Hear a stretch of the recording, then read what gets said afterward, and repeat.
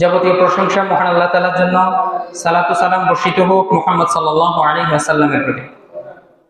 সম্মানিত মুসল্লিন কিরাম, আজকে আমি পবিত্র জুমায় খুতবার বিষয় হিসেবে আপনাদের সম্মুখে যে বিষয়টি নিয়ে আলোচনা করব সেটা হচ্ছে যাকাতুল ফিতর এবং ঈদুল ফিতরে করণীয় এবং বর্জনীয় আমলসমূহ। ইনশাআল্লাহ নির্দিষ্ট সময় খুবই সংক্ষিপ্ত আকারে এই বিষয়ে আলোচনা করার ইচ্ছা পোষণ করছি। ওমা তৌফিক ইল্লা বিল্লাহ আলাইহি তাওয়াক্কালতু ওয়া ইলাইহি উনীব। সম্মানিত মুসলিম কিরাম, প্রথমে আমি আপনাদেরকে যেটা বলবো সেটা হচ্ছে, আমি আলোচনাটা রাখবো মূলত হচ্ছে যাকাতুল ফিতরকে ফোকাস করে। তবে যেহেতু সামনে আবার ঈদুল ফিতর, এজন্য আমাদের কিছু কাজ আছে এবং এমন কিছু কাজ আছে যেটা দেখা গেছে কি আমাদেরকে বর্জন করতে হবে। তো প্রথমেই আমি আপনাদেরকে যেটা নিয়ে বলবো সেটা হচ্ছে যে ঈদুল ফিতর আমাদেরকে কি কাজ করতে হবে, যাকাতুল ফিতর এটার মধ্যে কি একটা করণীয়। প্রথম যেটা বলবো, প্রথম এক নাম্বার যে কাজটা করতে হবে সেটা হচ্ছে যে তাকবীর বলতে হবে। ঈদের সালাত শুরু হওয়ার আগ থেকে নিয়ে ফজর সালাতের পর থেকে, ঈদের দিন ফজরের সালাতের পর থেকে নিয়ে তাকবীর বলতে হবে। তাকবীরটা আমরা সকলে জানি, আল্লাহু আকবার আল্লাহু আকবার, লা ইলাহা ইল্লাল্লাহ আল্লাহু আকবার আল্লাহু আকবার ওয়া লিল্লাহিল হামদ। তো এটা কোন সময় থেকে বলতে হবে? ফজরের পর থেকে আমাদেরকে তাকবীর বলা স্টার্ট করতে হবে। ঠিক আছে, পুরুষরা একটু উচ্চ স্বরে বলবেন, আর মা বোনরা যারা তারা একটু কি আস্তে আস্তে বলবেন, ধীরে ধীরে বলবেন। তবে যদি কোনো মহিলা শুনে এতে কোনো কি নাই, সমস্যা নেই। এটা হচ্ছে এক নাম্বার কাজ। তাহলে ঈদের ফিতরে আমাদের এক নাম্বার কাজ কি? তাকবীর বলা। দুই নাম্বার যে করণীয় কাজ সেটা হচ্ছে গোসল করা। ঈদের দিন কি করা? গোসল করা। এটা কোনো আবশ্যকীয় গোসল না, গোসল করা এটা হচ্ছে মুস্তাহাব গোসল। আমি যখন গোসল অধ্যায় নিয়ে আলোচনা করছিলাম তখন আপনাদেরকে বিষয়টা বলছিলাম যে কখন কখন গোসল কি গোসল করা মুস্তাহাব। এর মধ্যে একটা হচ্ছে কি করা? ঈদের দিন গোসল করা, এটা হচ্ছে মুস্তাহাব। তারপর তিন নম্বর যে করণীয় কাজ সেটা হচ্ছে পরিষ্কার পোশাক পরিধান করা। এটা আবশ্যক না যে আপনাকে নতুন পোশাকে পরতে হবে। অনেক মানুষ মনে করে, কিছু বিশেষ করে ছোট বাচ্চারা যে মনে করে যে আমি যদি নতুন পোশাক না পরি, নতুন জামা না পরি, তাহলে আমার ঈদ হবে না। আবার কেউ কেউ মনে করে যে আমি যদি আমার নতুন ড্রেস কাউকে দেখাই ফেলে ঈদের আগের দিন, তাহলে আমার ঈদ শেষ, আমার ঈদ আর হবে না। এটা আমাদের সমাজে আসলে প্রচলিত বিষয়, এটা কোনো ইসলাম কর্তৃক কোনো বিষয় না। তো আসল কথা হচ্ছে পরিষ্কার সুন্নতি যে পোশাক আছে সেটা পরিধান করতে। আপনি শার্ট প্যান্ট পরেন, কোনো সমস্যা নেই। ঈদের দিন আবার অনেকে মনে করে এটা পাঞ্জাবি করতে হবে না, আপনি শার্ট প্যান্ট পরেও আসতে পারেন, গেঞ্জি পরেও আসতে পারেন। মোট কথা যেটা সেটা হচ্ছে আপনার সতর্কতা যাতে কি থাকে, ঢাকা থাকে, সেটাই। তো চেষ্টা করবেন যাতে সুন্নতি পোশাক হয়, টাইট ফিট কোনো পোশাক না পরা। যেটা শরীয়তে হারাম করেছেন সেটা কি ঈদের দিনও কি হালাল নাকি? সেটা ঈদের দিনও হারাম। বুঝে গেছে? তারপর হচ্ছে 4 নম্বর যেটা সেটা হচ্ছে সুগন্ধি ব্যবহার করা। আপনার সাধ্য অনুযায়ী, আপনার রুচি অনুযায়ী কি করা, সুগন্ধি ব্যবহার করতে পারবেন। এক্ষেত্রে আতর হওয়া আবশ্যক না। আমরা মনে করি যে আমি তো হুজুর মানুষ বা আমি তো 5 ওয়াক্ত সালাত পড়ি, আমার জন্য মনে হয় সেন্ট ব্যবহার করা জায়েজ নেই। না, সেন্ট আর আতরের ভিতরে তেমন কোনো পার্থক্য নাই। মনে করেন সেন্টের ভিতর অ্যালকোহল আছে, তাও কোনো কি নাই, সমস্যা নেই। কারণ হচ্ছে মদ, এটা আল্লাহ তাআলা খাওয়া কি করেছে, হারাম করেছেন, কিন্তু এটা ব্যবহার করতে আল্লাহ তাআলা কি করেন নাই, হারাম করেন নাই। মদ যদি এরকম সুগন্ধি যুক্ত আপনি শরীরে ব্যবহার করতে পারেন। ওলামায়ে কেরাম যেটা বলে সেটা হচ্ছে সেন্ট, কিছু সেন্টের ভিতর হ্যাঁ মদ আছে, মদ মানে অ্যালকোহল, ঠিক আছে, এটা আছে। তবে সেটা হচ্ছে উদ্দায়ী পদার্থ, মানে এটা বাতাসের সাথে কি হয়ে যায়, পুড়ে যায়, এটা কোনো শরীরের সাথে লেগে থাকে না, ঠিক আছে। তো এটা এই ধরনের সেন্ট ব্যবহার করা জায়েজ আছে, কোনো সমস্যা নেই। তারপরে 5 নাম্বার যে কাজ সেটা হচ্ছে ঈদগাহে যাওয়ার আগে, যেহেতু ঈদুল ফিতর, ঈদগাহে যাওয়ার আগে মিষ্টি জাতীয় অথবা খেজুর কি করা, খাওয়া। এটা রাসূল সাল্লাল্লাহু আলাইহি ওয়াসাল্লামের হাদিস দ্বারা প্রমাণিত। রাসূল সাল্লাল্লাহু আলাইহি ওয়াসাল্লাম ঈদুল ফিতরের দিন মানে রোজার ঈদের সময় কি করতেন, মসজিদে যাওয়ার আগে খেজুর খাইতেন। তো আপনার যদি খেজুর না থাকে, আপনি সেমাই বা কি যদি পায়েস থাকে আপনি খেতে পারেন, এতে কোনো কি নাই, সমস্যা নেই। এটা হচ্ছে 5 নাম্বার। এবার আমার আলোচনার মূল বিষয় যেটা সেটা নিয়ে বলবো। 6 নম্বর যেটা করণীয় কাজ ঈদুল ফিতরের দিন সেটা হচ্ছে যাকাতুল ফিতর আদায় করা। যাকাতুল ফিতর আদায় করা, তবে সেটা কখন আদায় করতে হবে সেটা নিয়ে আমি সামনে বলবো। তাহলে 6 নম্বর কাজ কি, যাকাতুল ফিতর আদায় করা। সাদকাতুল ফিতর বলে, যাকাতুল ফিতর বলে, আমাদের সমাজে ফিতরা বলে। আপনি যেটাই বলেন না কেন, ঠিক আছে, এটা কি করা? ঈদগাহে যাওয়ার মানে ঈদের সালাতের আগেই কি করা? আদায় করা। তো এবার আমি আমার মূল আলোচনার ভিতরে প্রবেশ করতেছি, আপনারা আশা করি মনোযোগ দিবেন। আপনারা অনেকেই কথা বলতেছেন, কথাটা আমরা আপাতত বন্ধ রাখি। তো প্রথমে আমাদেরকে যাকাতুল ফিতর এটার পরিচয়টা জানতে হবে। এটা যাকাতুল ফিতর মানে কি? আমরা তো যাকাতের কথা সবাই জানি, ঠিক না? কিন্তু যাকাতুল ফিতর এটা হচ্ছে কখন? রমাদান শেষ হওয়ার সাথে সাথে, রমাদান শেষ হওয়ার সাথে সাথে যে ঈদগাহে যাওয়ার আগে, ঈদের সালাতের আগে যে সদকা দেওয়া হয়, যে দান করা হয়, গরিবদেরকে যে দান করা হয়, সেটাই হচ্ছে কি? যাকাতুল ফিতর। তারপরে 2 নম্বর বিষয়টা নিয়ে, এই যাকাতুল ফিতর এটা আল্লাহ তাআলা কেন দিয়েছেন, এই বিধানটা কেন দিয়েছেন? হ্যাঁ, আমরা তো অনেক সময় দান সদকা করি ঈদের সময়, আবার অনেকে যাকাত দেয়। তো আবার যাকাতুল ফিতর এটা দেওয়ার মানেটা কি?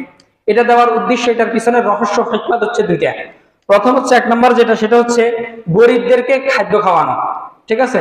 অনেক মানুষ আছে না যারা কি ধনী, তারা তো ঠিক মতো কি করে ঈদ পালন করতে পারে, সেমাই চিনি তারপরে কি প্রায় আরো যত ধরনের ভালো ভালো খাবার আছে, তারা কি করে সেটা অ্যারেঞ্জ করতে পারে, খেতে পারে। কিন্তু যারা গরিব তাদের তেমন কি থাকে না, অনেক সময় সামর্থ্য থাকে না।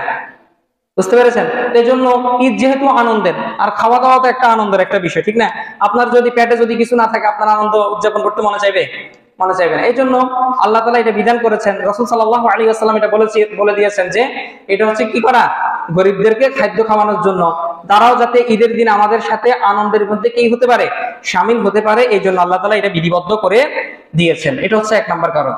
2 নম্বর কারণ যেটা, সেটা হচ্ছে এই যে আমরা যে রোজা রেখেছি, রোজাতে আমরা অনেক সময় অনেক অশ্লীল কর্মকাণ্ড করে ফেলেছি না? হ্যাঁ, তারপরে অনেক অনর্থক কাজ করে ফেলেছি না? অনর্থক কথাবার্তা বলে ফেলেছি না? অনেক সময় অনেককে গালিগালাজ করেছি না? ঝগড়াঝাটি করছে কিনা? তো এই যে অনর্থক যত কাজ আছে, অশ্লীল যত কাজ আছে, এটার কাফারার জন্য আল্লাহ তাআলা এই যাকাতুল ফিতর দিয়েছেন। এটা রাসূল সাল্লাল্লাহু আলাইহি ওয়াসাল্লামের হাদিস দ্বারাই সাব্যস্ত। আমি খুতবার শুরুতে যে হাদিসটা বলছেন, যে আব্দুল্লাহ ইবনে আব্বাস রাদিয়াল্লাহু তাআলা আনহু তিনি বলছেন যে ফারাদা রাসূলুল্লাহ সাল্লাল্লাহু আলাইহি ওয়াসাল্লাম যাকাতুল ফিতর তুহরাতাল লিস-সাইমি মিনাল লাগwi ওয়ার রাফাস, যে রাসূল সাল্লাল্লাহু আলাইহি ওয়াসাল্লাম যাকাতুল ফিতর ফরজ করেছেন। দেখেন, আমরা একটা জিনিস জানি যে আল্লাহ তাআলা শুধু কি করেন? ফরজ করেন। কিন্তু ইসলামে শুধু মানে সবকিছু আল্লাহ তাআলাই ফরজ করেন না, রাসূল সাল্লাল্লাহু আলাইহি ওয়াসাল্লাম কি করতে পারেন? ফরজ করতে পারেন। এই হাদিসটা এটা প্রমাণ যে রাসূল সাল্লাল্লাহু আলাইহি ওয়াসাল্লাম যাকাতুল ফিতর এটা কি করেছেন? ফরজ করেছেন। কেন? রোজাদারদের রোজা রাখার সময় যে অনর্থক কাজ, যে অশ্লীল কাজ কর্ম তাদের দ্বারা হয়ে গিয়েছে, এটার কাফারা স্বরূপ। 1 নম্বর। 2 নম্বর হচ্ছে ওয়াতু'মাতাল লিল মাসাকিন, এবং মিসকিনদের খাদ্য খাওয়ানোর জন্য। তারপর রাসূল সাল্লাল্লাহু আলাইহি ওয়াসাল্লাম বলছেন যে ফামান আদ্দাহা ক্বাবলা সালাতি ফাহিয়া যাকাতুল মাকবুলা, যে ব্যক্তি সালাতের আগে, ঈদের সালাতের আগে যাকাতুল ফিতর আদায় করেছেন, সে যাকাতুল ফিতরই আদায় করেছেন। তার এই সাদকা কি যাকাতুল ফিতর হিসেবে আল্লাহ তাআলার কাছে কবুল হয়েছে। ওয়ামান আদ্দাহা বা'দা সালাতি ফাহিয়া সাদাকাতুন মিন সাদাকাত, আর যে ব্যক্তি ঈদের সালাতের পর যাকাতুল ফিতর আদায় করে যায়, সে হচ্ছে সাধারণ দান সদকার মতোই দান করেছে। যে দান যাকাতুল ফিতর আদায় করলে যে নেকি হবে, তার যে গুনাহের কাফারা হবে, সেটা আর উদ্দেশ্য পূরণ হবে না। বুঝতে পেরেছেন? এটা আবু দাউদের হাদিস, হাদিসটা সহিহ। তারপরে যাকাতুল ফিতরের ক্ষেত্রে 3 নম্বর যে বিষয়টা নিয়ে মাসালা নিয়ে বলবো, সেটা হচ্ছে যে যাকাতুল ফিতর এটার বিধানটা কি? এটা কি ফরজ, ওয়াজিব, মুস্তাহাব, সুন্নত, নফল? এটা কি সুন্নতে মুআক্কাদা? সকল উলামায়ে কেরাম এই ব্যাপারে একমত। বেশিরভাগ উলামায়ে কেরাম এই ব্যাপারে একমত যে যাকাতুল ফিতর এটা হচ্ছে ফরজ, মানে ওয়াজিব, এটা আদায় করতে হবে। এটা এরকম না যে মুস্তাহাব, আপনি করলে নেকি পাবেন, না করলে কোনো কি নাই, গুনাহ নাই, ব্যাপারটা এরকম না। বুঝতে পেরেছেন? কারণ আমি আগের হাদিসে বলেছি যে রাসূল সাল্লাল্লাহু আলাইহি ফারাদা রাসূলুল্লাহ সাল্লাল্লাহু আলাইহি ওয়াসাল্লাম, রাসূল এটা কি করেছেন? ফরজ করেছেন। তারপরে সাঈদ ইবনে মুসাইয়িব এবং ওমর ইবনে আব্দুল আজিজ রাহিমাহুল্লাহ, তারা দুজনে বলেছেন যে আল্লাহ তাআলা পবিত্র কোরআনে যে বলছেন সূরা আ'লার মধ্যে, ক্বাদ আফলাহা মান তাযাক্কা, ওই ব্যক্তি সফলকাম হয়ে গেছে যে নিজেকে কি করেছেন? পরিশুদ্ধ করেছেন, সংশোধন করে দিয়েছেন, পবিত্র করেছেন।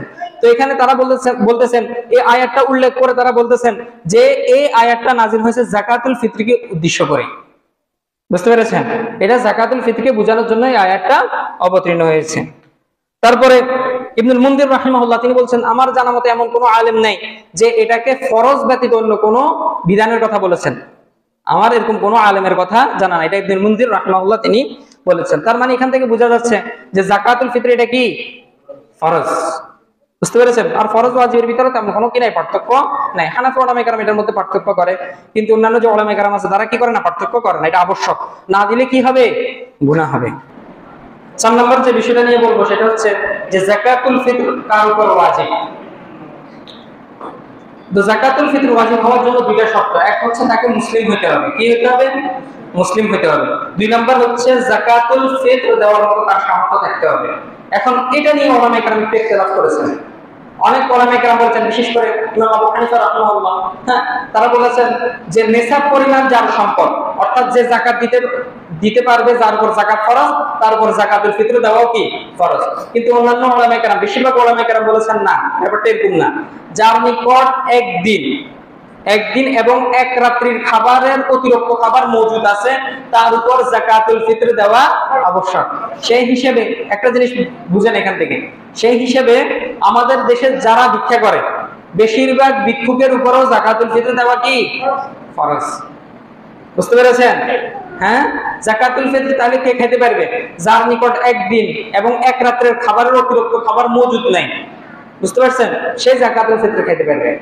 এটা বেশিরভাগ ওলামায়ে কেরামের মত, বুঝতে পেরেছেন? তারপরে যদি কেউ আসে, মনে করেন এরকম আছে না আমাদের সমাজে বেশিরভাগ কি গরিব মিসকিন, এরকম কোন লোক নাই যে যার কি নাই, মানে তার একদিনের এবং এক রাতের অতিরিক্ত খাবার আছে, এরকম কোন লোক মজুদ নেই, তাহলে কোনো সমস্যা নাই। এর উপরে যারা গরিব আছে, হ্যাঁ, তাদেরকেও কি করা যাবে? যাকাতুল ফিতর দিতে পারবেন। দেখেন এই ক্ষেত্রে রাসূল সাল্লাল্লাহু আলাইহি ওয়াসাল্লামের একটা হাদিস, এটা অনেক গুরুত্বপূর্ণ একটা হাদিস। বিশেষ করে যদি কোনো ভিক্ষুক দেখেন, এই হাদিসটা বাংলাতে হলেও শুনাই দিবেন।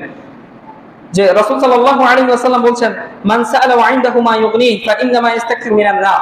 যে ব্যক্তি ধনী হওয়া সত্ত্বেও মানুষের কাছে হাত পাতে, মানুষের কাছে কিছু চায়, রাসূল সাল্লাল্লাহু আলাইহি ওয়াসাল্লাম বলছেন সে যেন জাহান্নামের আগুন চায়। সে যেন কি চায়? জাহান্নামের আগুন চায়। তখন সাহাবায়ে কেরাম বলতেছে, ইয়া রাসূলুল্লাহ ওয়া মা ইউগনি, ধনী ব্যক্তিকে, ধনী ব্যক্তি যে আপনি বললেন, ধনী ব্যক্তিকে? তো রাসূল সাল্লাল্লাহু আলাইহি ওয়াসাল্লাম বলেন, আন ইয়াকুনা লাহু শিবউ ইয়াউমিন ওয়া লাইলাতিন আও লাইলাতিন ওয়া ইয়াউমিন, যার নিকট একদিন এক রাত অথবা এক রাত এক দিনের পরিমাণ খাবার মজুদ আছে, সে হচ্ছে ধনী। এখানে ধনী বলতে সামর্থ্যবান, বুঝতে পেরেছেন? হ্যাঁ, তো সেই হিসেবে কি আমাদের দেশের একজন ভিক্ষুকও কি নেই, গরিব নেই, বুঝতে পারছেন? সাহাবায়ে কেরাম, এরকম অনেক সাহাবায়ে কেরাম ছিলেন। আপনি যদি রাসূল সাল্লাল্লাহু আলাইহি সাল্লামের সাহাবীদের জীবনে শুনেন, বিশেষ করে একজন সাহাবী, ওনার ব্যাপারে তো প্রসিদ্ধ, সবাই জানে, যে আবু হুরায়রা রাদিয়াল্লাহু তাআলা আনহু। তিনি ক্ষুধার সাথে কি করতেন? মাটিতে গড়াগড়ি করতেন। তিনি মসজিদে অবস্থান করতেন। আহলুস সুফফা যারা ছিলেন, প্রায় 70 জন সাহাবী ছিলেন, যারা মসজিদে অবস্থান করতেন। মানুষের নিকট থেকে হাদিয়া আসলে তারা খেতেন, আর না হলে তারা রোজা রেখে দিতেন। রাসূল সাল্লাল্লাহু আলাইহি ওয়াসাল্লাম থেকে হাদিস শুনতেন, এগুলো কি করতেন? চর্চা করতেন। এরকম প্রায় কি 70 জন সাহাবী ছিলেন। যে রাসূল সাল্লাল্লাহু আলাইহি ওয়াসাল্লামের সাহাবী বলছেন যে আমাদের এরকম ছিল যে আমাদের দুইটা কাপড় কারো কাছে কি ছিল না, মজুদ, একসাথে ছিল না। কেউ যদি গা ঢাকা দিত তাহলে তার লজ্জাস্থান মানে কি হয়ে যেত? অনাবৃত হয়ে যেত, খুলে যেত। আবার যদি লজ্জাস্থান দেখতেন তাহলে তার উপরের সিনা কি হয়ে যেত? খুলে যেত। এরকম গরিবী জীবন, এরকম গরিবী হালত তারা অতিবাহিত করেছেন। তো আমাদের সমাজে কি এরকম মানুষ আছে নাকি? আমি তো এখন কিন্তু একজনও দেখিনি, বিশেষ করে আমাদের মাঝে আমি দেখিনি। হ্যাঁ, দেখছি যে খালি গায়ে ঘুরতেছে, তবে এরা পাগল। এরকম না যে গরিব, এরা কি পাগল, এই জন্য খালি গায়ে ঘুরতেছে, অনেক সময় মানে পড়ানো কিছু নাই, সেটা হচ্ছে ভিন্ন বিষয়। কিন্তু এরকম কোন গরিব নাই আমাদের সমাজে, হ্যাঁ, যার একদিন এবং এক রাতের অতিরিক্ত খাবার মজুদ নাই, এরকম কোনো আপনি গরিব পাবেন। এখন তো ভিক্ষুকরা তো তাদের 6 তলা বিল্ডিংও আছে, আমি কোনো আন্দাজে বলতেছি না। ভিক্ষুক কি 6 তলা বিল্ডিং এর মালিক, তারপরে সে ভিক্ষা করতেছে। আল্লাহ তাআলা আমাদেরকে হেফাজত করুন। তো এই হচ্ছে কি মূল কথা। তাহলে কে যাকাতুল ফিতর কে দিবে? যার নিকট একদিন এবং এক রাতের অতিরিক্ত খাবার মজুদ আছে, সে যাকাতুল ফিতর আদায় করবে। সে আদায় করবে কার পক্ষ থেকে? তার নিজের এবং তার উপর যাদের ভরণ পোষণ দেওয়া আবশ্যক তাদের। এখানে একটা জিনিস বুঝার দরকার, রাসূল সাল্লাল্লাহু আলাইহি ওয়াসাল্লাম যে যাকাতুল ফিতর কথা বলেছেন, এটা কি বলেছেন যে ফরজ রাসূলুল্লাহ সাল্লাল্লাহু আলাইহি ওয়াসাল্লাম যাকাতুল ফিতর সাআ মিনাত তামার আও সাআ মিনাশ শাঈর আলা কুল্লি আবদিন আও হুররিন সাগীরিন আও কাবীরিন। কোথাও বলেছেন ওয়াল যাকার ওয়াল উনসা, যে ছোট বড়, গরীব, তার ছোট বড়, তারপর হচ্ছে গোলাম এবং স্বাধীন, তারপর হচ্ছে কি পুরুষ মহিলা যেই হোক না কেন, তার উপর কি যাকাতুল ফিতর রাসূল সাল্লাল্লাহু আলাইহি ওয়াসাল্লাম কি করেছেন? ফরজ করেছেন। সে যেই হোক না কেন, সে যদি সামর্থ্যবান হয়। অনেক মহিলা মনে করে যে যাকাতুল ফিতর মানে ফিতরা দিবে পুরুষরা, আর না, এটা কিন্তু সঠিক না। মহিলা যদি সামর্থ্যবান হয়, অনেক মহিলা আছে না তার ব্যবসা আছে, অনেক মহিলা আছে না তার বাবার সম্পত্তি আছে, হ্যাঁ, তো সে কি করবে? তার যাকাতুল ফিতর সে আদায় করবে। সে কখন আদায় করবে না? সে তার দায়িত্ব কার উপর? স্বামীর উপর। তার কোনো সামর্থ্য নাই, তার কোনো এরকম সম্পদ নাই, তাহলে তার স্বামী তারটা আদায় করে দিবে। বুঝতে পেরেছেন? হাদিস থেকে এটাই প্রমাণ হয়। কারণ রাসূল সাল্লাল্লাহু আলাইহি ওয়াসাল্লাম এখানে শুধু কি মানে গোলাম এবং স্বাধীনের কথা বলে নাই, ছোট বড় পুরুষ মহিলা গোলাম আজাদ যেই হোক না কেন তার উপর রাসূল সাল্লাল্লাহু আলাইহি ওয়াসাল্লাম যাকাতুল ফিতর ফরজ করেছেন। মনে করেন আপনার ফ্যামিলিতে সদস্য হচ্ছে 6 জন, মনে করেন আপনার বাবা আছেন, আপনারা আরো কয় ভাই আছেন? 3 ভাই আছেন। আপনার বাবার ইনকাম আছে, তারপর আপনার ইনকাম আছে, আপনার যে ছোট ভাই 2 জন আছে তাদেরও ইনকাম আছে, তাহলে তাদের প্রত্যেকের উপর আলাদা আলাদা যাকাতুল ফিতর ফরজ। আপনার বাবা আপনারটা আদায় করবে না, আপনার বাবা কারটা আদায় করবে? আপনার মায়েরটা। আর যদি আপনার বোনেরা থাকে, তাদের যদি কোনো ইনকাম না থাকে, সামর্থ্য না থাকে, তাদেরটা আদায় করবে। বুঝতে পেরেছেন? আপনি আপনার ইনকাম আছে, আপনার ইনকাম আছে, আপনি আপনারটা আদায় করবেন। আপনি তারপর আপনার যদি স্ত্রী থাকে, আপনি আপনারটা করবেন, স্ত্রীরটা করবেন। তারপরে আপনার যদি ছেলে মেয়ে থাকে, মানে মনে করেন আপনার বাবা সামর্থ্যবান, আপনার বাবা কি আপনার ছেলে মেয়েটা আপনার বাবা আদায় করবে না, কে আদায় করবে? এটা আপনি নিজে আদায় করতে হবে। তবে হ্যাঁ, আপনাদের কোনো ভাই যদি তার যদি কোনো সামর্থ্য না থাকে, তখন ভাইটাকে আদায় করে দিবে, বাবা আদায় করে দিবে। যদি বাবার সামর্থ্য না থাকে, তাহলে অন্যান্য ভাই যারা আছে তারা আদায় করে দিবে। বুঝতে পেরেছেন? হ্যাঁ, কারণ রাসূল সাল্লাল্লাহু আলাইহি ওয়াসাল্লামের হাদিস থেকে কি এটাই প্রমাণ হয়। যদিও কিছু ওলামা কেরাম বলেছেন যে পরিবারের একজন সদস্য যদি সবাইটা আদায় করে দেয়, না, কারণ যাকাতুল ফিতর এটা হচ্ছে কাফারা স্বরূপ। আমি শুরুতে যে হাদিসটা বললাম যে রাসূল সাল্লাল্লাহু আলাইহি ওয়াসাল্লাম এটা ফরজ করেছেন কেন? গরিবদের খাবারের জন্য। আরেকটা কেন ভুলে গেছেন? আপনার রোজার সময় যে আপনার দ্বারা যে অনর্থক কাজ গুনাহ হয়েছে, এটা মিটানোর জন্য। তো এখন কি আপনার রোজা রাখছেন, আপনি কি এটা নিশ্চিত যে আপনার কোনো গুনাহ হয় নাই? আপনি এমন কোনো অনর্থক কাজ করেন, আপনি কি নিশ্চিত? না, এটা কেউ নিশ্চিত না। তো আপনার গুনাহের কাফারা কে দিবে? আপনার বাবা দিবে? এটা কে দিবে? আপনাকেই নিতে হবে। বুঝতে পেরেছেন? তারপরে 5 নম্বর যে মাসআলাটা নিয়ে বলবো সেটা হচ্ছে যে যে সকল বস্তু দ্বারা যাকাতুল ফিতর দেওয়া যাবে। ঠিক আছে? আসল কথা হচ্ছে যত ধরনের খাবার আছে, যেমন হাদিসে কিন্তু খাবারের কিছু বর্ণনা করছে, যেমন জবের কথা আছে, গমের কথা আছে, খেজুরের কথা আছে, কিশমিশের কথা আছে, পনিরের কথা আছে। ঠিক আছে? খাবার অল্প কিছুর কথা বর্ণনা আছে। তবে ওলামায়ে কেরাম বলেন যে একটা হাদিসের ব্যাপকতার কারণে একটা হাদিস তারা উল্লেখ করেছেন, বলছেন এই হাদিসে যেহেতু তোয়াম শব্দটা ব্যবহার করেছেন, তার মানে হচ্ছে কোন দেশে যেটা প্রধান খাদ্য, তাহলে তারা সেটা দিয়ে যাকাত দিতে পারবে। যেমন সৌদি আরবে কিন্তু প্রধান খাদ্য কিন্তু চাল না, আমাদের দেশে প্রধান খাদ্য কি? চাল, কিন্তু সৌদি আরবে প্রধান খাদ্য চাল না। তো যেহেতু আমাদের বাংলাদেশের প্রধান খাদ্য হচ্ছে চাল, তাহলে আমরা কি দিয়ে যাকাতুল ফিতর দিব? চাল দিয়ে। বুঝতে পেরেছেন? তবে কেউ যদি চায় সে জব দিয়েও দিতে পারে, খেজুর দিয়েও দিতে পারে, কিশমিশ দিয়েও দিতে পারে। বুঝতে পেরেছেন? তাহলে আসবো, সব আসবে, একটু অপেক্ষা করতে হবে। ঠিক আছে? আমি বিষয়টা এমন ভাবে সাজাচ্ছি যে আপনি যখন শেষ পর্যন্ত শুনবেন আপনার কোনো প্রশ্ন থাকবে না, একটু ধৈর্য ধরে শুনতে হবে। তো প্রথম এখানে আমি যে বিষয়টা নিয়ে বলতেছি সেটা হচ্ছে কোন বিষয়গুলো আসবে? খাবার। আপনার এলাকাতে, আপনার দেশে, আপনার অঞ্চলের ভিতরে, আপনার জেলার ভিতরে যে এটা প্রধান খাদ্য, আপনি সেটা দিয়ে কি করতে পারেন?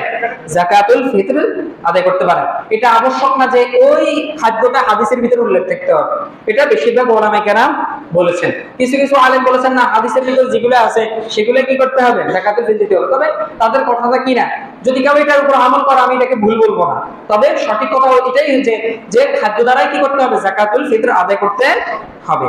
যেমন এখন কেউ যদি বলে যে আমি চকলেট দিয়ে যাকাতুল ফিতর আদায় করবো, ঠিক আছে? আমরা তো যেহেতু নোয়াখালীর মানুষ, লক্ষ্মীপুরের মানুষ, আমাদের একটু চালাকি কাজ বেশি করে, যে হুজুর আমি চকলেট দিয়ে যাকাতুল ফিতর আদায় করবো।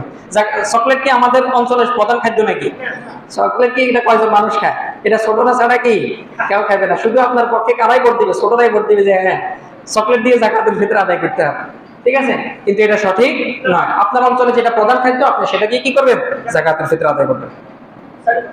তো যে ব্যাপারে হাদিসটা, আমি আগে হাদিসটা বলি যে আবু সাঈদ খুদরি রাদিয়াল্লাহু তাআলা তিনি বলছেন যে কুননা নুখরিজু যাকাতুল ফিতর সাআম মিন আত-তাআম, আমরা যাকাতুল ফিতর আদায় করতাম খাদ্য দ্বারা। তিনি প্রথম কিসের কথা বলছেন? তাআম। তাআম মানে কি? খাবার। তারপরে বলছেন আও সাআম মিন আশ-শাঈর, অথবা জব দ্বারা, অথবা কিসের দ্বারা? জব দ্বারা যাকাত হয়ে যায়, এটাও খাদ্য।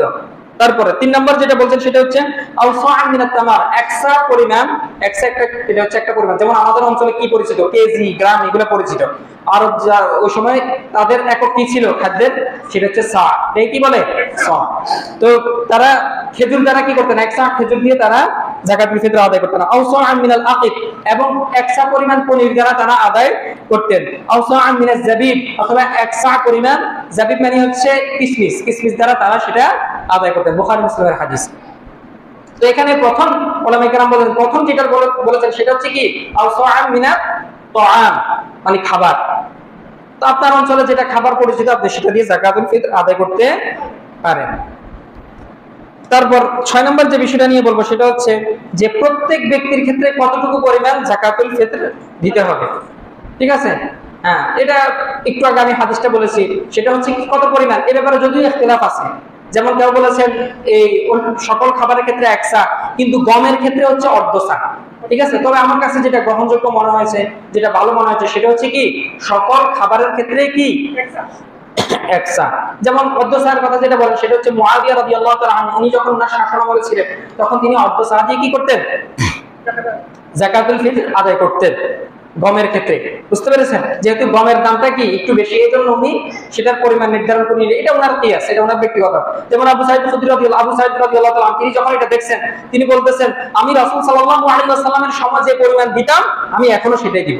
আপনি অর্ধসা করেন, একসা করেন, সেটা আপনার ব্যাপার। বুঝতে পেরেছেন, হ্যাঁ। তো আপনি কি করবেন, আমার কাছে যেটা গ্রহণযোগ্য মনে হয়েছে রাসূল সাল্লাল্লাহু আলাইহি ওয়াসাল্লামের হাদিসের সাথে আমল, এবং রাসূল সাল্লাল্লাহু আলাইহি ওয়াসাল্লামের যুগে যে আমলটা প্রচলন ছিল সেদিকে আমার মত। তবে কেউ যদি সেটা করেন তাহলে সেটা ভিন্ন বিষয়। ঠিক আছে, তো খাদ্যের পরিমাণ কত, একসা। এখন যেটা বলবো সেটা হচ্ছে একসা সমান কত। এই একসা নিয়ে আবার কি আছে, জামিলা আছে, ওলামায়ে কেরামের ভিতর কি আছে, একটু মতানৈক্য আছে। কেউ বলতেছেন একসা পরিমাণ হচ্ছে 2 কেজি 100 গ্রাম, কেউ বলতেছেন এই 2 কেজি 500 গ্রাম, তারপর আবার কেউ বলতেছেন 3 কেজি। তো আমার কাছে যেটা সকল মানে মতগুলা দেখে আমার কাছে যেটা ভালো মনে হচ্ছে সেটা হচ্ছে আপনি 3 কেজি দিলে কি হয়ে যাবে, আপনার আদায় হয়ে যাবে। জনপ্রতি কত কেজি, 3 কেজি দেওয়ার চেষ্টা করবেন। যদিও আরো কিছু কিছু আলেমরা তারা আরো বেশি বলেছেন, কেউ কেউ 3 কেজি এই 200 গ্রাম বলেছেন, কেউ কেউ আবার 3 কেজি 300 গ্রাম বলেছেন। তো আপনি আনুমানিক কত কেজি করে দেওয়ার চেষ্টা করবেন, 3 কেজি। জনপ্রতি কত কেজি, 3 কেজি। আপনি চাল দিতে পারেন, খেজুর দিতে পারেন, আপনার যেটা ইচ্ছা। তারপরে 7 নম্বর যেটা বলবো সেটা হচ্ছে যে যাকাতুল ফিতর আপনি এটা কখন আদায় করবেন, যাকাতুল ফিতর এটা কখন আদায় করবেন। সকল আলেম এই ব্যাপারে একমত যে যখন মানে মনে করেন রোজা শেষ হয়ে গেছে, রোজা কি হয়ে গেছে, শেষ হয়ে গেছে, ঈদের চাঁদ দেখা গেছে। ঠিক আছে, এই সন্ধ্যার পর থেকে নিয়ে একদম ঈদের সালাতের আগ পর্যন্ত এই যে কোনো সময় যাকাতুল ফিতর দেওয়া কি আবশ্যক, ওয়াজিব। মানে ঈদের কি মানে সূর্যাস্ত হয়ে গেছে, ঈদের চাঁদ দেখা গেছে, তখনই কি যাকাতুল ফিতর আপনার উপর কি হয়ে গেছে, আবশ্যক হয়ে গেছে। যেমন আব্দুল্লাহ ইবনে ওমর রাদিয়াল্লাহু তাআলা আনহু তিনি বলছেন যে নবী সাল্লাল্লাহু আলাইহি ওয়াসাল্লাম আমারা বিযাকাতিল ফিতর ক্বাবলা খুরুজিন নাস ইলা সালাত। রাসূল সাল্লাল্লাহু আলাইহি ওয়াসাল্লাম আমাদেরকে নির্দেশ দিয়েছেন, আদেশ দিয়েছেন আমরা যেন ঈদের সালাতের আগে যাকাতুল ফিতর কি করে নেই, আদায় করে নেই। ঠিক আছে, বুখারী মুসলিমের হাদিস। আসতেছে সবুর সবুর সবুর। এবার আরেকটা প্রশ্ন থাকে যে যাকাতুল ফিতর এটা কি সন্ধ্যার পর থেকেই দিতে হবে, এটা যদি আগে দিই তাহলে কি কোনো সমস্যা আছে কিনা? না, আপনি যদি একদিন অথবা 2 দিন আগে দেন এটাতে কোনো কি নাই, কোনো সমস্যা নাই। যেমন আমার জানা মতো সম্ভবত আর কয়দিন আছে ঈদের বাকি, 3 দিন, সম্ভবত 3 দিন বা 2 দিনের যেটাই হোক, চাঁদ দেখার উপর নির্ভর করে। তো আপনারা ইচ্ছা করলে কি করতে পারেন, 1 দিন বা 2 দিন আগে যাকাতুল ফিতর আদায় করে দিতে পারেন। এটা হাদিস দ্বারা সাব্যস্ত, এটা কোনো কি নাই, ওলামায়ে কেরামের মত না। যে নাফি রাহিমাহুল্লাহ তিনি বলছেন যে কানা ইবনে ওমর রাদিয়াল্লাহু তাআলা আনহু ইউতিহা আল্লাযী ইয়াকবালুনাহা, যারা যাকাতুল ফিতর আদায়ের মানে খাওয়ার হকদার, এই আব্দুল্লাহ ইবনে ওমর রাদিয়াল্লাহু তাআলা তিনি কি করতেন, যাকাতুল ফিতর আদায় করতেন। তখন ওয়া কানু ইউতুনা ক্বাবলা ফিতরি ইয়াওমিন আও ইয়াওমাইনি, তিনি ঈদুল ফিতরের একদিন অথবা 2 দিন আগে কি করতেন, যাকাতুল ফিতর আদায় করে দিতেন। হাদিস বুখারী মুসলিমের। বুঝতে পেরেছেন? তো কেউ ইচ্ছে করলে আপনি যদি আপনার পরে মনে হতে পারে যে আপনি ভুলে যেতে পারেন বা পরবর্তীতে ঝামেলার ভিতরে পড়ে যেতে পারেন, আপনি 1 দিন বা 2 দিনের আগে কি করতে পারেন, যাকাতুল ফিতর আদায় করে দিতে পারেন, এর আগে না, যেহেতু হাদিস দ্বারা এটাই প্রমাণিত। বুঝতে পেরেছেন? তারপর হচ্ছে আর যদি আপনি মনে করেন আপনার কোনো ঝামেলা নাই, কোনো এরকম কোনো সমস্যা হবে না, আপনি কি করতে পারেন, নিজের চাঁদ দেখা যাওয়ার সাথে পর থেকে আপনি কি করতে পারেন, যাকাতুল ফিতর আদায় করতে পারবেন। এক্ষেত্রে আপনি সেটাও করতে পারবেন। দুটোটার ব্যাপারে কি আছে, শীতলতা আছে। তবে ঈদের সালাতের আগে কি করতে হবে, যাকাতুল ফিতর আদায় করতে হবে। কারণ রাসূল সাল্লাল্লাহু আলাইহি ওয়াসাল্লাম বলেছেন যে ফামান আদাহা ক্বাবলা সালাতি ফাহিয়া সাদাকাতুন মাকবুলা, যে ব্যক্তি ঈদের সালাতের আগে সেটা আদায় করছে সেটাই হচ্ছে কি যাকাতুল ফিতর হিসাবে আদায় হবে। আর যে ব্যক্তি ফামান আদাহা বা'দা সালাতি ফাহিয়া সাদাকাতুন সাদাকাত, আর যে ব্যক্তি ঈদের সালাতের পরে আদায় করছে তাহলে সেটা কি নরমাল যে দান সদকা আছে সেটার মতোই হবে। রমাদানে সে যে গুনাহের কারণে, তারপরে তার দ্বারা যে অনর্থক কাজ করার কারণে যে গুনাহ হয়েছে সেটার আর কাফারা হবে না। এবার অনেকে এবার খুশি হতে পারে যে যাক তাহলে তো বাঁচে গেলাম, কি তাহলে তো বাঁচে গেলাম, যাকাতুল ফিতর আদায় করা লাগবে না, যেহেতু আমি ভুলে গেছি। আমার একটা অজুহাত আছে যে কি হুজুর আমি তো ভুলে গেছি, এজন্য কি আমার মাফ না, আপনার এটা মাফ নাই। এটা আপনাকে ঈদের পর হইলেও কি করতে হবে, দিতে হবে, এটা আবশ্যক। কারণ এটা হচ্ছে কাফারা। কাফারা কোনো সময় কি হয় না, মাফ হয় না। যদি আপনার সামর্থ্য লাগে সেটা হচ্ছে ভিন্ন কথা, কিন্তু আপনার টাকা পয়সা আছে, এটা সময় অতিবাহিত হয়ে গেলেও কি আপনাকে দিতে হবে। তারপরে এটা হচ্ছে 9 নম্বর বিষয়টা। তারপর 10 নম্বর যে বিষয়টা সেটা হচ্ছে যেটা আমাদের সমাজে সবচেয়ে বেশি আলোচনা সমালোচনা বলেন যেটাই বলেন না কেন, যেটা নিয়ে সবসময় ঝগড়া। আমাদের তো শুধু কি ঝগড়ার শেষ নেই। ঈদের আগে এক ঝগড়া হয়, রোজা শুরু হলে এক ঝগড়া হয়, রোজা শুরু হলে তারাবি কত রাকাত, ঠিক আছে, 8 টাকা না 20 টাকা, এটা নিয়ে এক ঝগড়া। আবার যখন যাকাতুল ফিতর যখন দিব তখন আরেক ঝগড়া, যে হুজুর যাকাতুল ফিতর এটা কি খাবার দিয়ে দিব নাকি টাকা পয়সা দিয়ে দিলেও কি হয়ে যাবে। এখন যেটা বলবো সেটা হচ্ছে কি যাকাতুল ফিতর এটা কি মানে কারেন্সি দিয়ে, যে মুদ্রা আছে, টাকা আছে, ডলার আছে, এগুলা দিয়ে দেওয়া যাবে কিনা। সঠিক কথা হচ্ছে যে যাকাতুল ফিতর একমাত্র আপনাকে খাবার দিয়ে আদায় করতে হবে। এটা কোনো টাকা পয়সা কারেন্সি দিয়ে আদায় করা যাবে না। আপনি ডলার বলেন, পাউন্ড বলেন, আপনি যদি বলেন যে আমি তো আমেরিকায় থাকি, আমি টাকা দিয়ে দিব, আমি ডলার দিয়ে দিব, ঠিক আছে, না, আপনার যাকাতুল ফিতর আদায় করা হবে না। এটা আপনি সাধারণ যে নরমাল দান সদকা আছে সেটার মতো আদায় হবে। কারণ হচ্ছে যে রাসূল সাল্লাল্লাহু আলাইহি ওয়াসাল্লাম, আপনি একটা জিনিস খেয়াল করেন, আপনি যদি বুদ্ধিমান হন তাহলে আপনার একটা উদাহরণে আপনার জন্য যথেষ্ট। যাকাতুল ফিতর এটা রাসূল সাল্লাল্লাহু আলাইহি ওয়াসাল্লাম ফরজ করেছেন কত হিজরিতে, দ্বিতীয় হিজরিতে। কত হিজরিতে? দ্বিতীয় হিজরিতে। রাসূল সাল্লাল্লাহু আলাইহি ওয়াসাল্লাম মারা গেছেন কত হিজরিতে? 11 হিজরিতে। তো রাসূল সাল্লাল্লাহু আলাইহি ওয়াসাল্লাম যাকাতুল ফিতর কয়টা পেয়েছেন? 9টা যাকাতুল ফিতর তিনি পেয়েছেন। এবার আপনি যদি রাসূল সাল্লাল্লাহু আলাইহি ওয়াসাল্লাম যাকাতুল ফিতর, রাসূল সাল্লাল্লাহু আলাইহি ওয়াসাল্লাম কি যাকাতুল ফিতর দেয় নাই? রাসূল সাল্লাল্লাহু আলাইহি ওয়াসাল্লাম তো যাকাতুল ফিতর এটা দিয়েছে, যেহেতু এটা ফরজ সবারই দিতে হবে। আপনি এরকম কোন হাদিস পাবেন না যে রাসূল সাল্লাল্লাহু আলাইহি ওয়াসাল্লাম যে টাকা দিয়ে বা কারেন্সি দিয়ে যাকাতুল ফিতর দিয়েছে। এখন আপনার প্রশ্ন হতে পারে যে ভাই ওই সময় কি টাকা ছিল না? আপনাদের কি টাকা করতেছেন, ওই সময় কি টাকা আসলো না, ডলার আসলো না? ওই সময় কি কারেন্সি ছিল? ওই সময় কারেন্সি ছিল না। ওই সময় কি ছিল? স্বর্ণ, রূপা। আপনি এই 9 বছর রাসূল সাল্লাল্লাহু আলাইহি ওয়াসাল্লাম 9 বছর যাকাতুল ফিতর দিয়েছেন। আপনি এমন কোন হাদিস পাবেন না বা সাহাবীদের কোনো কথা পাবেন না যে রাসূল সাল্লাল্লাহু আলাইহি ওয়াসাল্লাম স্বর্ণ অথবা রূপার মাধ্যমে কি দিয়েছেন? যাকাতুল ফিতর দিয়েছেন। বুঝতে পেরেছেন? যেমন এখানে আমি বলি কাফারার ক্ষেত্রে যেটা যেভাবে আছে এটা হচ্ছে 1 নাম্বার। 2 নাম্বার হচ্ছে কাফারার ক্ষেত্রে যেটা যেভাবে আছে, যেভাবে ইসলাম বলেছেন আপনাকে সেভাবে কাফারা দিতে হবে। বুঝতে পেরেছেন? যেমন 1 নাম্বার, কেউ যদি স্ত্রীর সাথে মনে করেন হাইজ অবস্থায় যদি ঘনিষ্ঠ হয়, হাইজ অবস্থা মনে করেন তার স্ত্রী পিরিয়ড অবস্থায় আছে, সে যদি ঘনিষ্ঠ হয়, ইসলামের বিধান হচ্ছে তাকে 1 দিনার অথবা 1 দিরহাম অথবা এই অর্ধ দিরহাম তাকে ক্ষতিপূরণ দিতে হবে। বুঝতে পেরেছেন? ভাই বাংলাদেশের মত কত? ভাই 1000 টাকা 1500 টাকার মতো তাকে কি করতে হবে? ক্ষতিপূরণ দিতে হবে। এই যে দেখেন এখানে যে কাফারার কথাটা, এটা কিসের মাধ্যমে আছে? এটা কি খাবারের মাধ্যমে নাকি টাকার মাধ্যমে? টাকার মাধ্যমে, কারেন্সির মাধ্যমে। যে 1 দিরহাম অথবা অর্ধ দিরহাম তাকে কি করতে হবে? ক্ষতিপূরণ দিতে হবে, এটা কাফারা। তারপরে এবার দেখেন যাকাতুল ফিতরের ক্ষেত্রে রাসূল সাল্লাল্লাহু আলাইহি ওয়াসাল্লাম যে কাফারার কথা বলছেন সেটা রাসূল সাল্লাল্লাহু আলাইহি ওয়াসাল্লাম কখনোই দিনার দিরহামের কথা কখনোই বলেননি। তিনি কি বলেছেন? তাআম, খাবার। সাহাবায়ে কেরাম, তারপর আপনি যদি রাসূল সাল্লাল্লাহু আলাইহি ওয়াসাল্লামের সাহাবীদের জীবন দেখেন, রাসূল সাল্লাল্লাহু আলাইহি ওয়াসাল্লামের কথা চ্যাপ্টার বাদ দিলেন। আচ্ছা, রাসূল সাল্লাল্লাহু আলাইহি ওয়াসাল্লামকে সবচেয়ে বেশি কে অনুসরণ করছে? কারা অনুসরণ করছে?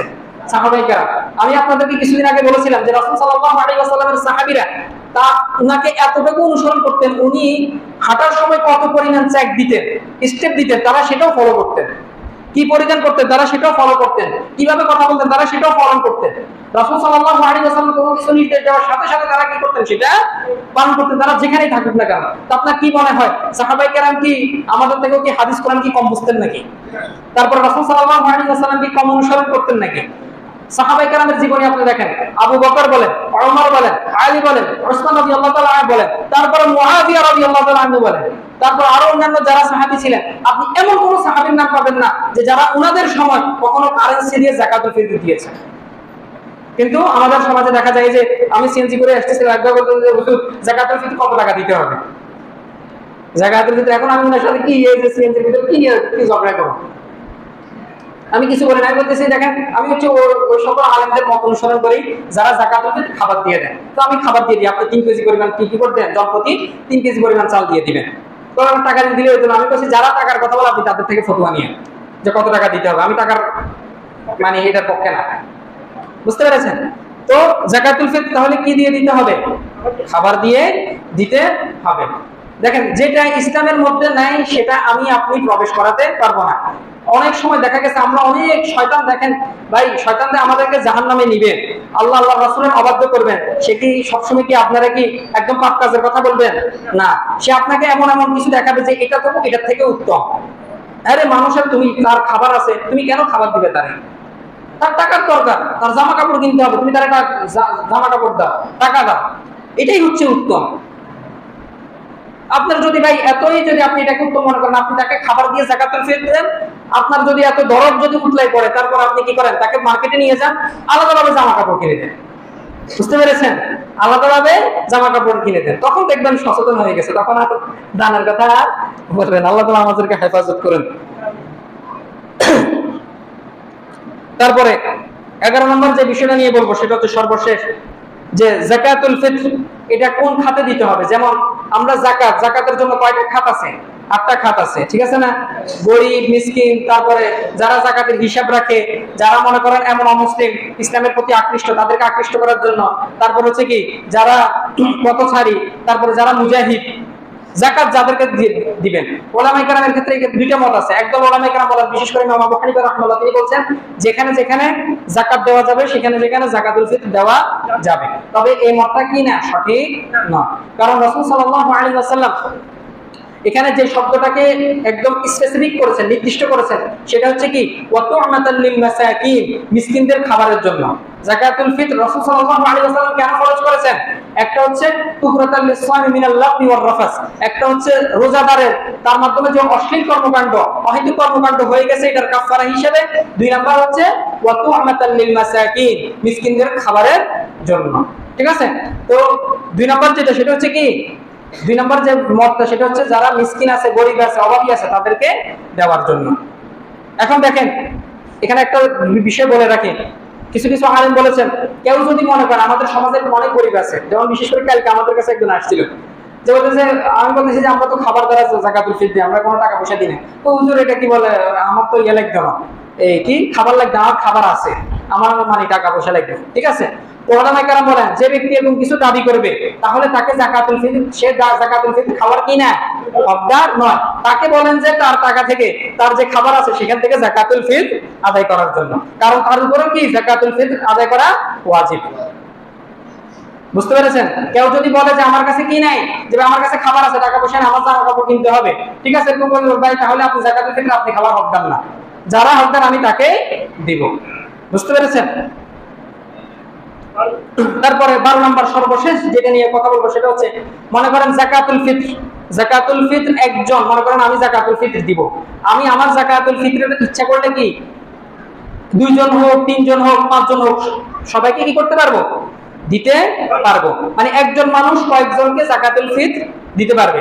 আবার কয়েকজন, মনে করেন আপনারা অনেকে কি করতে পারেন, অনেকের উপর যাকাতুল ফিতর কি ওয়াজিব, আপনারা মনে করেন আমি খাবার হকদার, আমি যাকাতুল ফিতর খাবার হকদার, আমি গরিব মানুষ, আপনাদের কয়েকজনের যাকাতুল ফিতর আমি একাও কি করতে পারেন, আপনারা একজনকেও দান করতে পারেন। এখানে যেটা বলতে উদ্দেশ্য সেটা হচ্ছে একজনের যাকাতুল ফিতর খাদ্য অনেকজনকে দেওয়া যায়, আবার অনেকজনের যাকাতুল ফিতর একজনকেও দেওয়া যায়। বুঝতে পেরেছেন? তো আপনারা যেটা সহজ হয় এবং যেটা কল্যাণ হয় মানুষের, যাতে কারো যাতে এরকম না হয়। আসল কথা এখানে উদ্দেশ্য এটাই যে কারো যাতে ঈদের দিন আনন্দের থেকে খাবার দাবার যেন এটা কি না হয়, বাধা না হয়। আনন্দের ক্ষেত্রে খাবার দাবার যেন এটা কি না হয়, বাধা না হয়।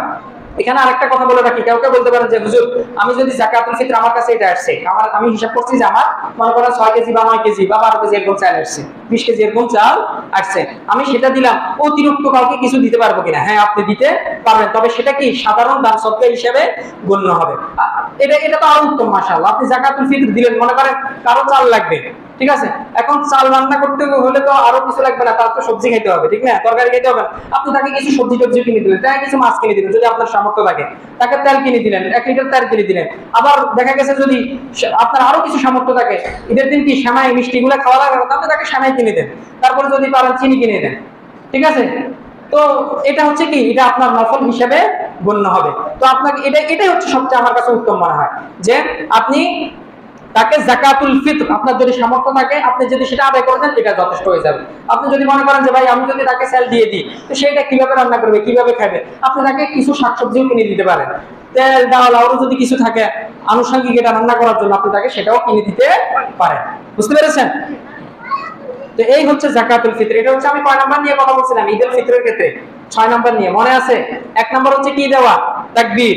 2 নাম্বার হচ্ছে গোসল করা। 3 নাম্বার হচ্ছে পরিষ্কার পোশাক পরিধান করা, এই ক্ষেত্রে নতুন হইতে হবে এমন কোনো আবশ্যক নাই। 4 নাম্বার হচ্ছে কি করা, সুগন্ধি ব্যবহার করা। 5 নাম্বার হচ্ছে মিষ্টি জাতীয় বা খেজুর জাতীয় কিছু খেয়ে মসজিদে যাওয়া। 6 নাম্বার হচ্ছে যাকাতুল ফিতর, সালাতের আগে যাকাতুল ফিতর আদায় করা, এটা হচ্ছে 6 নাম্বার বলছি। তারপরে 7 নাম্বার যেটা, সেটা হচ্ছে মসজিদে যাওয়ার সময় হেঁটে হেঁটে যাওয়া। অনেক মানুষ আছে না যে বাইক করে, সাইকেলে করে, রিক্সা করে। আপনার হ্যাঁ, যদি আপনার এমন হয় যে আপনার অনেক দূর থেকে আপনার আসা লাগতেছে, তখন আপনি দেখা গেছে বাইকে করে আসেন। তা না হলে দেখা গেছে আপনি বলবেন যে হুজুরে বলছে যে হেঁটে যাওয়ার জন্য, আপনি এমন জায়গা থেকে হেঁটে আসছেন, আপনি হেঁটে হেঁটে আসতে আসতে কি ঈদের সালাত শেষ হয়ে গেছে না, এমনটা করা যাবে না। হ্যাঁ, আপনি যদি বুঝেন যে আপনার মসজিদে আসতে দেরি হয়ে যাবে, আপনি হুন্ডাই করে চলে আসেন, রিক্সা করে চলে আসেন, সাইকেলে করে চলে আসেন, এক্ষেত্রে কোনো কি নাই, সমস্যা নেই। তবে যদি আপনার যদি বাড়ি থেকে কাছে হয়, তো এই ক্ষেত্রে কি করবেন, হেঁটে হেঁটে আসার জন্য চেষ্টা করবেন। এক্ষেত্রে রাসূল সাল্লাল্লাহু আলাইহি ওয়াসাল্লাম যেটা করতেন, তিনি এক রাস্তা দিয়ে আসতেন, ভিন্ন রাস্তা দিয়ে যেতেন। এটার উদ্দেশ্য হচ্ছে যে আপনি এক রাস্তা দিয়ে আসার সময় যে আপনার অন্যান্য যে প্রতিবেশী আছে, হ্যাঁ, তাদেরকেও নিয়ে আসলেন, তাদের সাথে কুশল বিনিময় করলেন, ঠিক আছে। আবার যখন আপনি যদি একই রাস্তা দিয়ে যান, তাহলে তো ঘুরে ফিরে আবার তাদের সাথে দেখা হবে। আপনি ভিন্ন রাস্তা দিয়ে যদি যান, হ্যাঁ, ভিন্ন রাস্তা দিয়ে যান, তখন আবার কি নতুন প্রতিবেশী যারা আছে, হ্যাঁ, নতুন যারা আছে তাদের সাথে দেখা সাক্ষাৎ হলো, কুশল বিনিময় হলো। এটাই হচ্ছে উদ্দেশ্য। তো এক্ষেত্রে এটা সুন্নাহ হচ্ছে কি, এক রাস্তা দিয়ে যাওয়া, ভিন্ন রাস্তা দিয়ে, এক রাস্তা দিয়ে মসজিদের দিকে আসা, আবার ভিন্ন রাস্তার দিকে বাড়িতে যাওয়া। এটা হচ্ছে 7 নাম্বার। তারপর 8 নাম্বার যেটা, সেটা হচ্ছে ঈদের সালাতের পর মনোযোগ দিয়ে খুতবাটা শ্রবণ করা। কারণ হচ্ছে ঈদের সালাতের পর মানে ইমাম বলেন বা খতিব বলেন, যিনি খুতবাটা দেন, এটা অবশ্য মানে সংক্ষেপে হতে হবে, এটার যে বৈশিষ্ট্যটা, এবং তাৎপর্যপূর্ণ হতে হবে। অল্প হইতে হবে, সংক্ষেপ হইতে হবে, এবং মানুষের হৃদয় যাতে এই যে রমাদানের পর যাতে মানুষ আমলের প্রতি যাতে উদ্বুদ্ধ হয়, সেটার দিকে তাগিদ দিতে হবে। তো এক্ষেত্রে আমরা যে 5 মিনিট হোক 10 মিনিট হোক যতক্ষণ হোক না কেন, খুতবা শোনার জন্য কি করব, চেষ্টা করব। তবে কেউ যদি মনে করেন খুতবা শুনলো না, সেই ঈদের সালাতের পর চলে গেল, এক্ষেত্রে আপনি তাকে বাধা দিতে পারবেন না যে ওই খুতবা শুনতে হবে, হ্যাঁ, এটা কোনো কিনে আবশ্যক না। তারপর 9 নম্বর যেটা, সেটা হচ্ছে যখন ঈদের সালাত শেষ হয়ে যাবে, আপনারা কি করতে পারেন, কুশল বিনিময় করতে পারেন। ঈদের সালাতের আগেও করা যায়, যে সেটা হচ্ছে কি, যেমন আমরা স্বাভাবিক বলি ঈদ মুবারক বলি, ঠিক না। তো সাহাবায়ে কেরাম যেটা বলছেন, সাহাবায়ে কেরাম যেটা বলতেন, সেটা হচ্ছে কি, তাকাব্বালাল্লাহু মিন্না ওয়া মিনকুম, মানে আল্লাহ তাআলা আমাদের থেকে এবং তোমাদের থেকে কি করো, আমলগুলা কবুল করুন। আবার অনেকে বলেন যে তাকাব্বালাল্লাহু মিন্না ওয়া মিনকুম সালিহাল আ'মাল, আল্লাহ আমাদের এবং তোমাদের যত নেক আমল আছে সেগুলা কবুল করুন। এই যে রমাদানে যে আপনি নেক আমলগুলা করছেন, সেগুলা মানে যদি আপনি দোয়া করেন, কার দোয়া কখন কবুল হয়েছে এটা কি আমরা কেউ বলতে পারি? এই জন্য এটা আমরা এই অভিভাবনটা আমরা কি, এই অভিবাদনটা আমরা প্রচলন করার চেষ্টা করব। হ্যাঁ, আপনি যদি বলেন যে ঈদ মুবারক, ঈদুন সাঈদুন, হ্যাঁ, এগুলো কোনো সমস্যা নাই, এগুলো উলামায়ে কেরাম অনুমোদন দিয়েছেন, বলেছেন। তবে সাহাবায়ে কেরাম যেটা আমল করতেন, সেটা হচ্ছে কি, তাকাব্বালাল্লাহু মিন্না ওয়া মিনকুম। এটা হচ্ছে 9 নাম্বার। 10 নম্বর যেটা সর্বশেষ করণীয় সেটা হচ্ছে ঈদের দিন যথাসম্ভব চেষ্টা করো, আপনার মনের ভিতরে যত দুঃখ কষ্টই থাকুক না কেন এটাকে একটু চাপা দিয়ে ঈদের দিন সকলের সাথে হাসি মুখে সাক্ষাৎ করার চেষ্টা করবেন। হ্যাঁ, স্বাভাবিকভাবে দেখা যায় মনে করেন ঈদের 2 দিন আগে 3 দিন আগে কারো বাবা মারা গেছে, মা মারা গেছে, স্বাভাবিকভাবে আপনার মন খারাপ হবে। তো চেষ্টা করবেন, যথাসম্ভব চেষ্টা করবেন যে সবার সাথে একটু হাসি খুশি থাকার চেষ্টা করবেন। তারপর আত্মীয় স্বজন যদি থাকে, হ্যাঁ বন্ধু বান্ধব যদি থাকে, প্রতিবেশী থাকে, তাদের সাথে কি করবেন, মিট করার চেষ্টা করবেন ইনশাআল্লাহ। 10 নম্বর বলে ফেলছি। এবার সর্বশেষ যেটা নিয়ে বলবো সেটা হচ্ছে যে ঈদের দিন যে বর্জনীয় কাজ, ঠিক আছে? হ্যাঁ, আচ্ছা এখানে আরেকটা জিনিস বলে রাখি, মানে সর্বশেষ যে ঈদের দিন আরেকটা করণীয় আছে, সেটা হচ্ছে আমরা চেষ্টা করব আমাদের মা বোনদেরকে ঈদগাহে আনার জন্য কি করব, চেষ্টা করব। যে হাদিসের ভিতরে এরকম আছে, আমি সম্ভবত আপনাদের যখন ওই মহিলারা মসজিদে আসতে পারবে কিনা এই ব্যাপারে যখন আলোচনা করছিলাম তখন বলেছি যে রাসূল সাল্লাল্লাহু আলাইহি ওয়াসাল্লামের সময় যে সকল মহিলাদের খিমার ছিল না, চাদর ছিল না, ঠিক আছে, তারা বলতো, অভিযোগ করতো যে ইয়া রাসূলুল্লাহ আমাদের কারো যদি চাদর না থাকে তাহলে কি আমি মসজিদে আসতে পারবো কিনা বা ঈদগাহে আসতে পারবো কিনা। তো রাসূল সাল্লাল্লাহু আলাইহি ওয়াসাল্লাম বলছে যে সে যেন তার বান্ধবী বা তার মানে পরিচিত কারো কাছ থেকে কি করে, খিমার বা হিজাব বলেন, চাদর যেন সে ধার করে নেয়। তারপরে কি করতে হয়, ঈদগাহে আসার জন্য জোর দিয়েছেন। তারপরে আবার বলেছেন যে সে যদি মানে কি বলে হাইজগ্রস্ত হয়, নিফাসগ্রস্ত হয়, ঠিক আছে, অসুস্থ হয়, সে কি আসতে পারবে কিনা। রাসূল সাল্লাল্লাহু আলাইহি ওয়াসাল্লাম বলছে হ্যাঁ সে আসবে, তবে সে সালাত থেকে দূরে থাকবে, সে যেন মুসলিমদেরকে দোয়ায়, সে যেন তার দোয়ায় অংশগ্রহণ করে, সেজন্য তাকে আসতে হবে। উনি অন্যান্য জিকির আজকারগুলো করতে পারে, দোয়া করতে পারে, মুসলিম উম্মার জন্য কি করতে পারে, ঈদগাহে বসে বসে দোয়া করতে পারে। তো এরকম আমাদের মা বোন ঈদের দিন আমরা কি করব, ঈদগাহের ভিতরে আমরা কাদেরকে নিয়ে আসবো, আমাদের মা বোনদেরকেও নিয়ে আসার চেষ্টা করবে ইনশাআল্লাহ। আমরা মসজিদের কমিটির কাছে আমার অনুরোধ থাকবে যে আপনারা ঈদের দিন মহিলাদের জন্য আরো বেশি করে কি করবেন, আয়োজন করার চেষ্টা করবেন, যাতে সবাই কি করতে পারে, আসতে পারে ইনশাআল্লাহ। তারপরে সর্বশেষ যে বিষয়টা নিয়ে আলোচনা করবো সেটা হচ্ছে ঈদের দিন বা ঈদুল ফিতরের দিন বর্জনীয় কাজ, যেটা আমাদের সমাজে যদিও অনেক আছে, তো কয়টা বলবো, আমি বেশিরভাগ মানে যেগুলো দেখা গেছে আমি সমাজে দেখেছি, হয়তো আপনাদের সমাজে নাও থাকতে পারে, ঠিক আছে, তবে আমি আমাদের সমাজে দেখেছি, আবার অন্যান্য জায়গাও দেখেছি। 1 নম্বর হচ্ছে সেটা হচ্ছে রাত জাগা। মনে করেন এই যে ঈদের আগের দিন কি করে অনেকেই মানে ওই কি বলে এই আড্ডা দেয়, বন্ধু বান্ধবের সাথে কি করে আড্ডার মাধ্যমে রাত জাগে, 2টা 3টার দিকে কি ঘুমায়, ফজর সালাতও করতে পারে না, অনেক সময় ঈদের সালাতও কি হয়ে যায়, মিস হয়ে যায়। আল্লাহ তাআলা হেফাজত করুন। তো রাত জাগা যাবে না, বুঝতে পেরেছেন? তো তাড়াতাড়ি আপনি 11টা 10টা 11টা পর্যন্ত কি করতে পারেন, রাত জাগতে পারেন, তারপরে ঘুমাই গেলেন, বুঝতে পেরেছেন? এটা হচ্ছে 1 নম্বর, রাত জাগা যাবে না। তারপরে 2 নম্বর হচ্ছে যে আমাদের সমাজে আরেকটা জিনিস সবচেয়ে প্রচলিত আছে, দেখবেন যে ঈদগাহে যাওয়ার আগে মুরব্বীদের কি মানে পা ধরে সালাম করে, আপনাদের সমাজে আছে কিনা? আমাদের সমাজে খুব আছে যে মুরব্বীদের পা ধরে, বড় নানি বলেন, দাদি বলেন, বাবা বলেন, মা বলেন, তাদের পা ধরে কি করে সালাম করে। এটা শিরক, এটা শুধু কবিরা গুনাহ না। মুসলমান একমাত্র কার কাছে মাথা নত করে, আল্লাহর কাছে, আল্লাহ ছাড়া আর কারো কাছে মাথা নত করে না, বুঝতে পেরেছেন? এই যে আপনি যে পা ছুঁইতেছেন, আপনি যে মাথাটা নোয়াইতেছেন, কার সামনে নোয়াইতেছেন, মার সামনে নোয়াইতেছেন, দাদি নানি এদের সামনে নোয়াইতেছেন। অনেক সময় অনেকে বাবির পা ছুঁয়ে শেষ করে, আল্লাহ হেফাজত করে, ঠিক আছে? একে তো শিরক, আবার কবিরা গুনাহ, ঠিক আছে, বড় গুনাহ, ফিতনা। বাবির পা ধরে কি করে সালাম করে, আল্লাহ হেফাজত করে। তারপরে 3 নম্বর যেটা সেটা হচ্ছে, এটা আমি মনে করি 3 নম্বর যেটা, এটা সমাজের ভিতরে যদি এটা ভালো থাকে তাহলে এটা কোনো কি নাই, সমস্যা নাই। যেমন ঈদের দিন সালামি দেওয়া, এটা এরকম কি না, এটা কোনো সুন্নত বা এটা কোনো এই মুস্তাহাব করলে নাকি আছে, এরকম কোনো ইসলামের কোনো নিয়ম নেই। তবে এটা আমাদের সমাজের কি একটা কালচার, ঠিক না? ঈদের দিন দেখা গেছে বড়রা কি করে, টাকা পয়সা দেয়। তো এটা যেন আমাদের মানে আত্মীয় স্বজনের সাথে দেখা সাক্ষাৎ করার উদ্দেশ্য যাতে এটা না হয় কি করা, আমার সালামি দিবে। আমি যদি আমার খালার বাড়িতে যাই তাহলে কি এখানে তো 500 টাকা পাবো, এখানে তো 100 টাকা পাবো, এই উদ্দেশ্যটা যাতে না হয়। হ্যাঁ, আপনি আত্মীয় খালার সাথে দেখা করতে গেলেন, ফুফুর সাথে দেখা করতে গেলেন, মামার সাথে দেখা করতে গেলেন, মানে কি মানে যে আত্মীয়তার বন্ধন আছে সেটাকে অটুট রাখার জন্য, সেটা যদি উনার খুশি মান যদি কিছু সেটা হচ্ছে ভিন্ন কথা। কিন্তু আপনার উদ্দেশ্য এটা হবে না যে আমি এখানে গেলে টাকা পাবো, ঠিক আছে?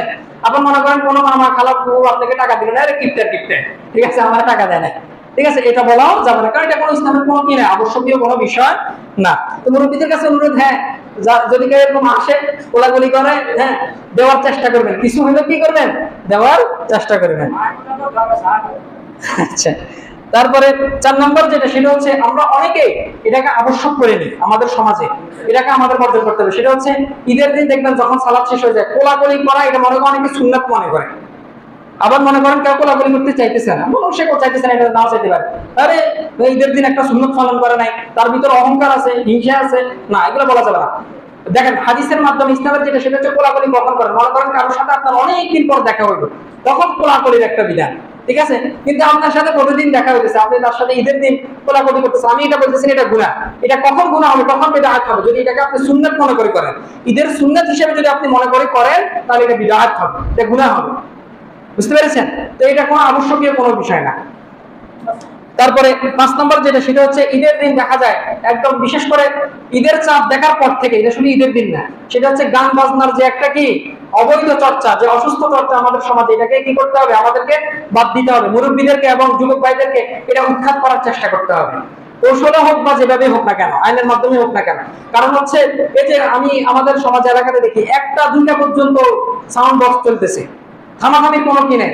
এমনও দেখা গেছে 3টা 4টা পর্যন্ত কি সাউন্ড বক্সের আওয়াজ শোনা যাইতেছে। আল্লাহ তাআলা আমাদেরকে হেফাজত করুন। আপনাদের এদিকে হয়তো নাই, কিন্তু আমাদের এদিকে প্রচুর, 1টা 2টা না, প্রচুর। তো এটা আমাদেরকে কি করতে হবে, যত ধরনের ঈদের দিন, ভাই আপনি রোজা রেখেছেন, আপনি একজন রোজাদার, দেখেন ইমাম মালিক রাহমাহুল্লাহ তিনি একটা কথা বলতেন যে একজন রোজাদার মানে তার আনন্দ, মানে ঈদের দিন তার একজন মুমিনের, মুসলিমদের আনন্দ তো সেদিন যেদিন সে তার রবের সাথে সাক্ষাৎ করবে। আপনি আনন্দের আতিশাদ যে আপনি কি করতেছেন, বৈধ যে কাজকর্ম আছে সেটা করতেছেন, আপনি গুনার কাজগুলো, আপনি গুনার কাজগুলো করতেছেন। আল্লাহ তাআলা আমাদেরকে হেফাজত করুন। আমি গুনার মধ্যে যাওয়ার এটাই তো মানে প্রমাণ করতেছে আমাদের রোজাগুলো কি মানে কবুল হয় না। কেন জানো, একটা নিয়ম শৃঙ্খলার ভিতরে ছিল কিছুদিন, মানে সমাজ কি বলবে, আমি যদি রোজা না রাখি আমার বাবা কি বলবে, সমাজ কি বলবে, আমার নানা কি বলবে, হ্যাঁ, এই যে এই জন্য রোজা রাখছি। আমাদের এই যে রোজা শেষ হওয়ার সাথে সাথে আমাদের গুনাহগুলো আমাদেরকে এটাই প্রমাণ করে যে আমাদের রোজাগুলো কি হয় না, আল্লাহ দরবারে কবুল হয় না। কারণ হচ্ছে যদি কবুল হতো,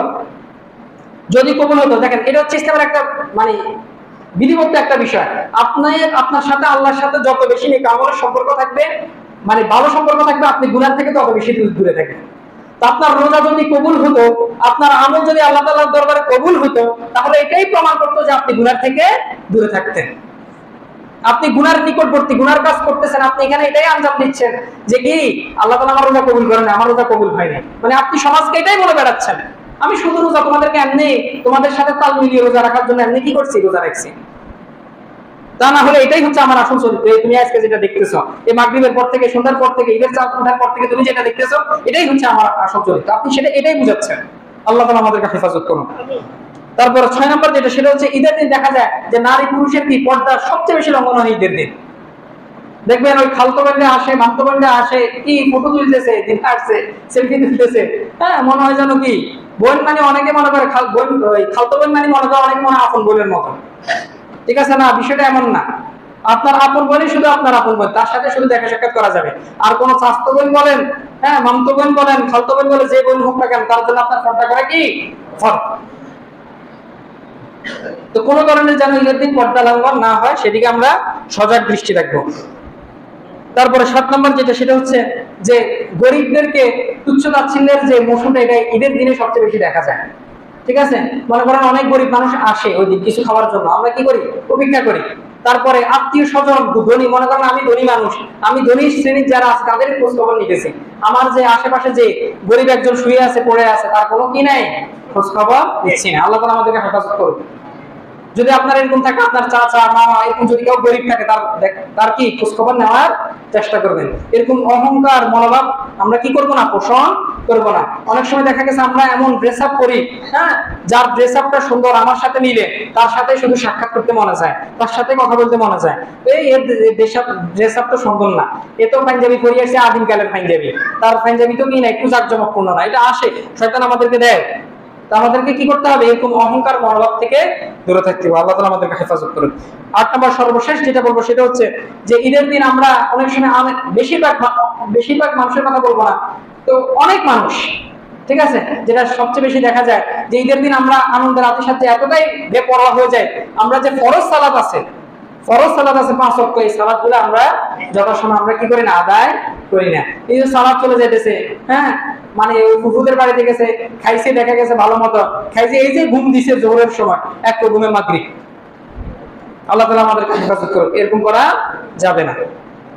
তো যে কথাগুলো বলেছি, যেগুলো আমল করার বিষয়, সেগুলো আল্লাহ তাআলা আমাদেরকে আমল করার তৌফিক দান করুন, আর যেগুলো বর্জন করার বিষয় আল্লাহ তাআলা সেগুলো থেকে আমাদেরকে বিরত থাকার তৌফিক দান করুন।